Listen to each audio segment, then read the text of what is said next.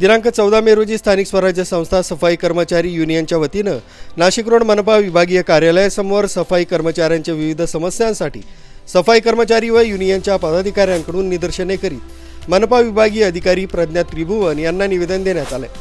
सादर केलेलं निवेदन अत्यंत स्पष्ट आणि न्याय्य मागणी करणारं आहे। सफाई कर्मचाऱ्यांच्या प्रशासकीय अडचणी सोडवण्यासाठी आरोग्य विभागात सक्षम कर्मचारी वर्ग असणं गरजेचं आहे। नाशिक महानगरपालिका नाशिक रोड विभागीय कार्यालयाअंतर्गत सुमारे 400 ते 500 सफाई कामगार कार्यरत आहेत। इतक्या मोठ्या संख्येनं असलेल्या कर्मचाऱ्यांच्या आरोग्य आस्थापनेच्या कामकाजासाठी सध्या फक्त एक कनिष्ठ लिपिक उपलब्ध आहे।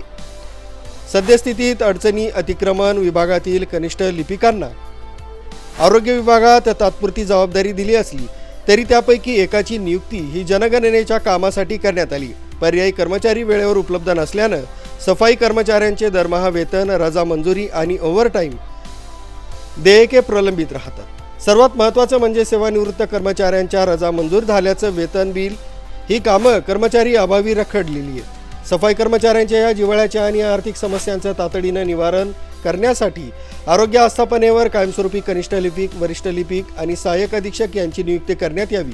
त्वरित प्रशासनाने या समस्येची दखल घेऊन कर्मचाऱ्यांना न्याय द्यावा अशी मागणी स्थानिक स्वराज्य संस्था सफाई कर्मचारी युनियनचे अध्यक्ष लक्ष्मण डकोलिया, सरचिटणीस सागर खरे, कार्याध्यक्ष जयभैया यादव यांच्या वतीनं करण्यात आली।